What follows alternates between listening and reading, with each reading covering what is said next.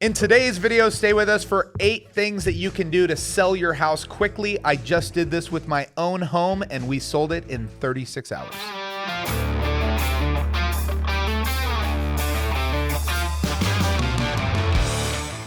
Hey, if this is your first time to the channel, be sure to hit that subscribe button and tap the notifications bell so you can stay up to date on all of our latest content. Our real estate team gets calls, texts, and emails every single day from people like you trying to learn more about North Idaho. So if you're thinking about moving right now or 12 months from now, give us a call. Let's get that conversation started. All right, so 8 things that you can do to help sell your home quickly and successfully. So first time as a real estate agent, we sold our own house. So you have sold hundreds of homes. Hundreds? Yes. Right. But this is the first time as an agent selling your own home. That Correct. brings a whole new perspective, right? It does. And so you spend your time as an agent, right? Trying to help people understand the value of their home, what they should do to prepare it, the things they should do to be successful, and at the same time get the maximum value, right? So we have all that stuff going on through our heads. And so we tried to apply all the things that we teach and we talk to clients about, right? Nobody wants to sit on their house for a year. Nobody wants to fire sale their house. They want to get top dollar and they want to do it quick, which is hard. But the first most glaring thing that I realized before I go into these 8 steps that we went through is that I realized that as an agent, I did a better job for myself than I do for my clients. And that was tough for me to realize. We really went above and beyond. But there was a reason for it. The reason for it is that we were giving the advice and we were taking the advice. There was no conflict. There was no questioning. It was our ideas, our motives, and we listened to ourselves. It's not always like that with clients, right? You say, hey, we should do X, Y, and Z, and they do Y, W, R, right? They don't do all the things that you want because they have their own ideas of what's going to make it move and all that. And I listened to my wife too. I didn't find my toothbrush for like 2 weeks. Shocker. We lived, yeah, it was weird. Yeah. Like we're setting everything up and I'm like, where is everything? But I finally found my DMV bill too. Oh, goodness. But so the 8 things that I'm going to go into, the first one that I'm going to talk about is that what it brought to light to me, the first thing was that preparing for a sale is hard. Getting ready to sell your home is not an easy thing. I think that as agents, we forget that sometimes. We tell people like, okay, we just need you to clean and declutter. Just pack all this Right. stuff up and put it somewhere. Yeah. Easy. The first thing I learned, preparing is hard, but it's the most crucial step, right? We spent about 2 weeks prepping our home, and that meant everything from, fixing little items to cleaning up to decluttering to taking all of our seasonal wear. I tell every client, get all your seasonal stuff out of your closet, put it in a box you're gonna move, right? You don't need everything for winter. It's the start of summer. You're gonna move anyway, so get it all packed now, right? So it decreases the clutter, but doing all this, getting our kids in line, getting our dogs set up, cleaning the yard, I mean, all the stuff that we did is hard. Yeah, So you were annoying during that process. We wanted to hang out, and you're like, I can't do anything this weekend. I'm, reseeding my lawn or Right. whatever nonsense Dude, you were doing. So much. Yeah. So you find yourself, what I do recognize is that when you're talking to sellers, if somebody comes and says, I want to put my house on the market tomorrow, the first thing I'm going to tell you is let's give yourself a couple weeks. Because it's important if you want to get top dollar and you want to move the house quick. You have to take time and put some intentional time into your home, even if you live like a saint and everything's great. So the first thing is that it's very hard to prepare your home, but it's the most important. Okay. The second thing that I learned, I got notes here, so if you see me looking down, that's why. Setting your price needs to be strategic. So I had a couple things that went really well for me, right? And then also at the same time, when I price a home, and every seller thinks their home's worth this, and every buyer thinks it's worth this, and we're really somewhere in the middle. Yeah. I wanted to get $850, $875. When it was at the top of the market, I think our house probably could have sold for over $9. But I tell people the market has come down since the peak. I had to realize that as well. So when you price your home, the second thing you have to do is you have to price it strategically. That means that you have to be willing to look at things through a buyer's eyes, right? Your house may be amazing, it may be perfect, it may be better than most things, but you still have to input a search like a buyer and say, okay, I have a budget of X and I need these items, what's available? Because now you can look at it and see, okay, when buyers find my home, they're also looking at these 5 homes. How do I compare? Do I have the space? Do I have the features? Is my price similar? If they're all priced down here and we're up here, you're not going to move your home. It doesn't matter how nice it is. That's a very tough one for people to understand. They're emotionally invested in their home. They know what upgrades they may or may not have done, and they have a dollar sign in their head. Yep. And it's not always realistic. And there are huge risks about coming into the market overpriced. I think a lot of people don't realize that. So you did not do that, thankfully. No, we priced our house where I'll be honest. I know I'm probably saying this. Somebody's watching it like, I bought that house. I thought we should have been around 800. Okay. But we decided, let's test the market. It's okay to price a little high, but with the expectation of this is where I feel like the soft spot is, right? So we priced at 825 and we got a full price offer. And I'm going to talk more how important that offer was, because realistically, I thought we would end up around 800,000. So that's the second thing. Be strategic. Look at other homes in the area that are similar to yours and price yourself accordingly. Okay. Number 3, make sure everything's working and clean. So people ask us every time we go to look at a house, hey, I want to change the carpet. I want to redo this. I'm going to add a fountain outside. It's like, hold on. Major renovations are not things that you should be doing when you're ready to sell your home. You should be focusing on how to make it look clean, nice, and in working condition. If you go around any home, you can probably pick out 2 or 3 things that are not working. There's a faucet that's leaking. There's the fireplace doesn't turn on because it needs a new switch. The hot tub, the circuit blew and you need a new whatever. There's a few things that you need to fix. Make sure everything is functioning as it's supposed to. It's like you wouldn't want to go buy a used car and then, oh, I'm buying this used car, but the AC doesn't work. Right. It's the same concept. Yep. And it doesn't often take a lot of money. Would you recommend people get their homes pre-inspected prior to putting it on the market? I don't, except one condition. People that have done a lot of DIY, if you're a DIYer, and I'm not talking about a professional contractor, you're the person that spends your weekends at Home Depot and builds things and does all sorts of weird stuff to your home. I don't want to say weird, but custom. Let's just say that. There you go. Okay. You may want to get it pre-inspected. The reason being is because when you go to sell that home, a licensed contractor or a licensed inspector is going to call out certain things that may not be to code or may not be to standard.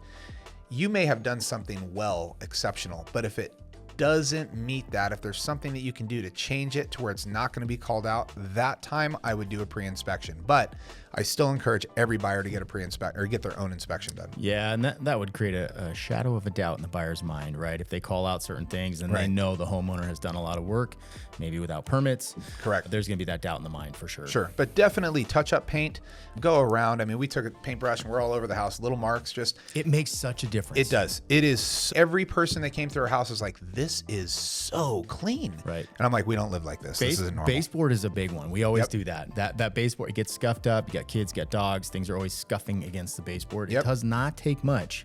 You know you have that can of paint in the garage anyway. 100%. Just go buy a paintbrush and touch all of that stuff up. And lastly on that, when you're prepping your home, here's part of number 3, hire a cleaner. You may think that you're a good cleaner, but you're never going to clean it as good as somebody that you paid $300, $500 to come through and do a deep clean, and it makes all the difference. So hire a cleaner if you're going to do it. Okay. Number 4 is really important. It's creating urgency. Okay. So when you create urgency, there's a few things that you really want to do. So statistically, posting on a Thursday morning is the right time to put your home on the market. Now you can put your home on the market any day, but the statistics are Thursday morning. That's when there's little time before the weekend. People are starting to plan to go look at homes or contacting their agents or trying to get stuff set up for after the work week. So posting on Thursday is what we did, Thursday morning. And then here's the thing. Open houses are really a generation tool for leads for agents. What? Yeah, I know. Agents do it because they want to find unrepresented buyers. Wow. But use strategically in coordination with posting your house for sale. It's the new thing on the market. If somebody likes it and they know there's going to be 40 people coming on an open house on Saturday, you create urgency. So do that. Put your house on the market and plan an awesome, amazing open house and start broadcasting that thing. So somebody knows, man, if I like this home, I need to get there ahead of time. I need to get there Thursday afternoon, evening, Friday. I need to get an offer in because otherwise I might go into competition, and nobody liked that time when they had multiple offers and had to do competing offers, right? And it is inevitable.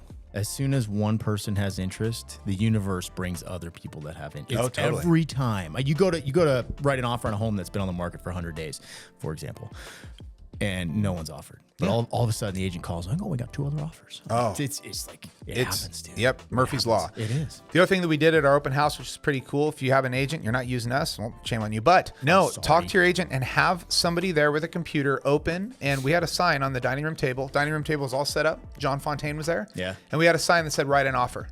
We wanted people to know you can go in there right now and write an offer. This isn't a waiting game, right? We need things to happen now. And it did. It created urgency. That People would asked definitely questions. do it. People are going to be like, oh, shit, they're ready to go. Right. Somebody else is going to do it, and I like this house. You got to buy it. Yeah. Right. So that was really cool. So create urgency is number 4 here. So number 5 that I learned, okay, very important, is that showings are hard. Showing your home, man. I so many times I call my clients to go, hey, how much lead time do you need? An hour. I'm almost like, you need almost 2 hours now. But here's the thing. You start to wear off, right? You get a bunch of showings. You're ready for 2-3 days. Where are you when you're that 100-day listing? Are you ready to show your home in 100 days? You're not. No. So the value of your home, if you leave it on, not just goes down because it's been sitting, but also how it looks, how it's lived in. The presentation goes away if you leave it on the market for too long. You lose money over the time. You get people that say, I got to get this amount. Well, if you try to get that amount and it takes you 5 years to get it, the market has changed, inflation's happened, the value of your home's actually gone down, right? But you got the same number you're looking for. Get things done quick. So, like I said, showings are difficult. You got to move your dogs, you got to move your kids, you got to drop your dogs over at mom's house, you got to do all these things, you got to set the candle, you got to pick up the couple things that are out. It's stressful. So selling your home quick was very, very pleasant for us because we literally kept our house super tidy for 3 days. That is a great way to look at it. We sold our home in downtown Coeur d'Alene about 1.5 years ago. Big house. And my wife is a clean freak. So every showing, it was like, you just get out of the way and let her do her thing. But, picking all this stuff up, dogs, we have 3 dogs. So what do? You load everybody in the car and go, and then it's frustrating because this will happen sometimes. You have a showing booked and then they don't show up. Right. And you're like, damn it, I just went through an hour plus of effort. And that gives me, when I go to show homes, I have that respect in my mind because I went through it too. And that's, I think what you're saying is you understand now what these sellers are going through. Right. It's tough. It was. And we had a whole procedure, right? Yeah. Renee'd go pick up the dogs. They'd go to my mom's. I'd come home. I'd light a candle. I'd make sure everything's clean. I would turn on every light in the home. I'd open all the shades really bright. And then each TV in a room had something else on. We had if you type in on YouTube, like Northern Lights relaxation, then all of a sudden you got this pleasant, gentle music and you got something neat on the TV, and every room you went into had something different going on. And it was just, people wanted to hang out there. You felt very comfortable in the home. That makes a big difference. Anytime I show a home and there's some music on, it smells good. Huge difference. You go, it feels, you get a feeling of serenity when you go into Absolutely. that home. And I think that is a great strategy for a seller too, any seller out there. Absolutely. You want people to be comfortable hanging out there. Okay. So the next thing, this is a tough one. Taking the first offer is a complete mind F. I mean, it is so hard. Look, I will tell you, if you're selling your home, here's the statistics, right? I cannot make up the statistics. Your first offer is generally your strongest, best, most motivated offer that you will receive on your home. Here's why. We both have clients that sit around for months and months and months trying to find a home, 30, 40 showings that we go on over these times, and they're ready, right? They're not contingent on a home. They have the cash in hand. They're pre-approved, whatever it is. They're living in an apartment. And all of a sudden, your home hits. And they see it, and they see the urgency. There's an open house on Saturday. They schedule a showing, and they throw you an offer. Well, what goes through every seller's mind when you put something on the market for a certain price, and in the first day, somebody offers you that exact price? Did I price it too low? Yeah. Could I have gotten more? Could I have gotten more? Oh. Dude, get over that. I tell people that constantly. Look, we're asking this. They're offering us this. Take it. That's a motivated person that's going to push to get through inspection, push to get through appraisal. They want to get out of their apartment. They've been waiting. That is your client you're looking for. There's no games. They want to get in. And that happened to us. And I would argue that means you priced it perfectly, right? That's the perfect scenario. They can see the value in it. But I get it, man. Oh, we've been there too. And yeah, that feeling of, could I got another 5,000. Right. Maybe. So Maybe. that happened. Maybe not. Who knows? And even though I tell clients, don't let this happen to you, it happened to me. We price the home, they come out, full price offer, and I'm like, oh no. Should have put it Did at I 50. leave money on the table? Put it up for 850. Look, I'll tell you what. Here's what I'll say.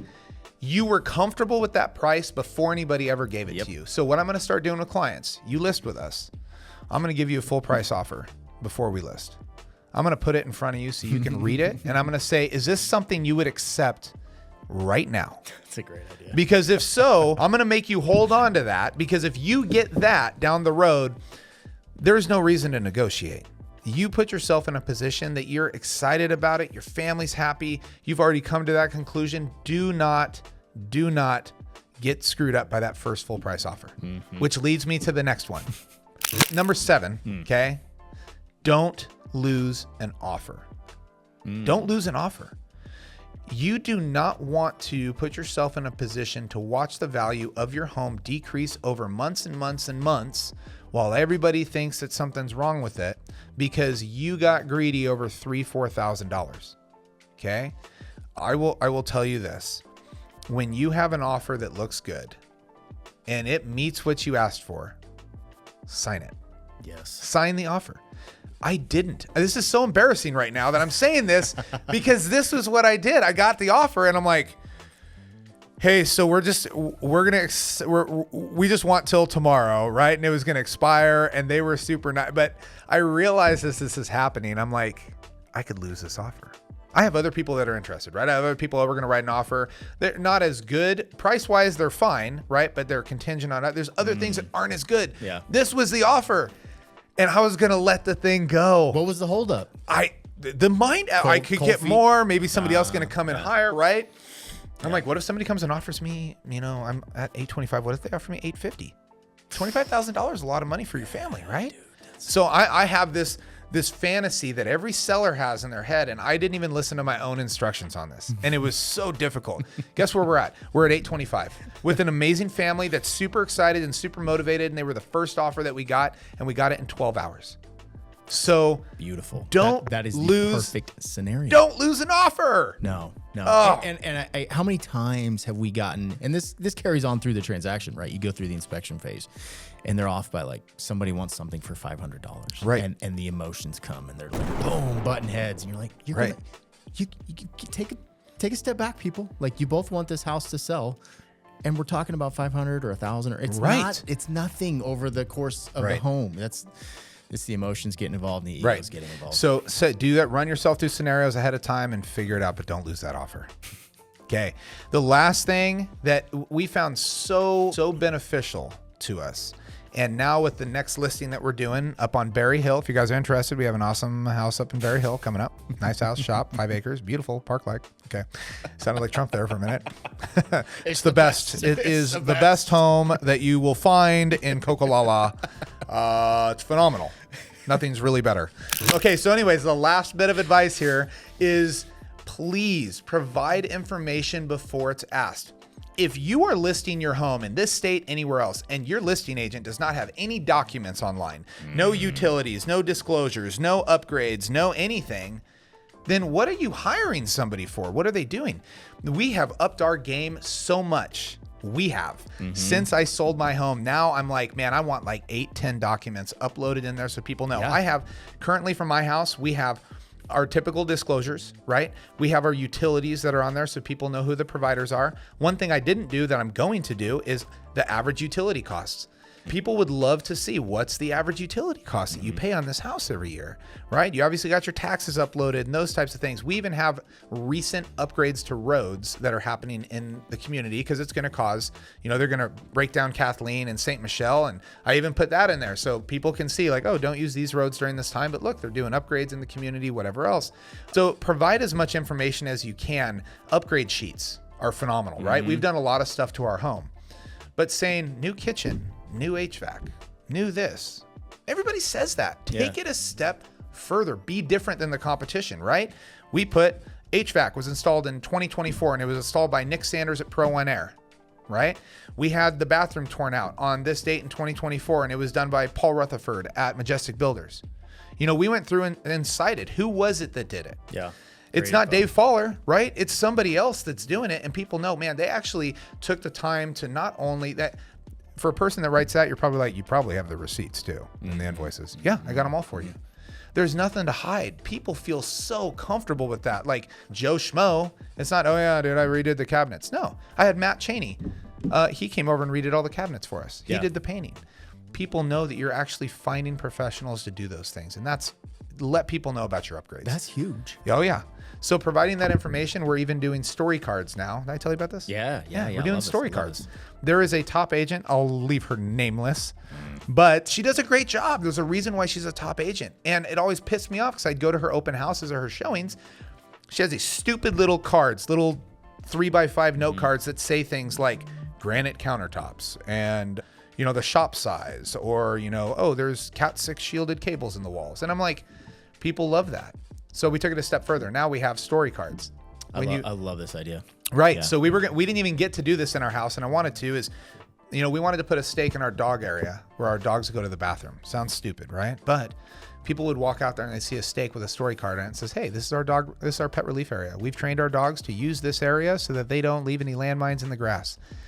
Just that statement puts people in a perspective where they go, man, they care so much about their grass, their yard, that they actually train their dogs to go in this area. Like, it shows the effort. It shows the lifestyle that you live. Our garden, we wanted to put the story card there that said, rest in peace, our garden. Over the years, we've grown potatoes and raspberries and carrots and watermelon and all this other stuff in here, so people can see the vision of it and not just a pile of dirt, right? They understand what you did there. So with our upcoming listings, same thing. He's got a park-like setting. We're going to put story cards so you can walk around the property and you can say, hey, this is where we come in the evenings to sit and have our bonfire. Here's our bonfire. Here's our shooting range. And it explains to people those things. Inside the home, this is where we spend our evenings, and this is what we love about this, and we see moose out these windows. So long story short, the last thing to recap on that is provide as much information as you can. Let people understand what it is like to live in that house, because they're going to step into that house and they want it to be a home. Don't just turn it into 3-bedroom, 2-bath, 1,500 square feet. I love it. That is a very creative idea. And I think, you know, when people are looking at a home, and it's hard. It's the same thing as if you have too much personal things in there, it's hard for them to visualize themselves in there. But this story, you let them read the story, and now they can visualize their family. Oh, that's how my family would do it too. This is where we do the fire pit. And I think that's a great idea, dude. And for a lot of people, they think, oh, well, this is just a lot of extra work. Well, if you want to do what we wanted to do and sell our house quickly and get a good amount for our house, and not have to deal with the showings and the long term and the unexpected, and we want to buy this other house and we want to do these things, do it right. Hire somebody and do these things that are going to help you sell your house for the highest value. It is so crucial. And man, we took our own advice. It worked out great, except for taking that first offer, which we eventually did. But man, we almost let it go. Just out of greed, going, oh, we might be able to get something more. So overall, you know, it seems like you took a lot away from this experience of selling your own home. Do you think it's changed fundamentally how you're going to go moving forward? Oh man, our team sat down and had these meetings already. Yeah. How do we take what we did with our own home and how we were successful at this, knowing what we've learned in real estate, applying it to our own home? Now, how do we take that all and collectively do that for sellers? Absolutely. Yeah, it's going to change a lot in how we list homes, how we present homes, how we do open houses, how we market.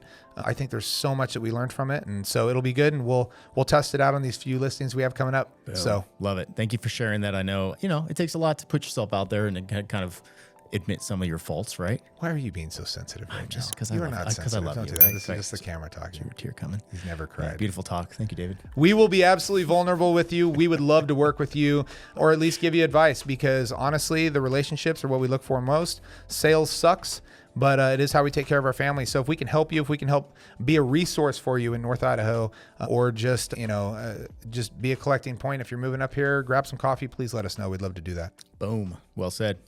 Catch you later. See ya.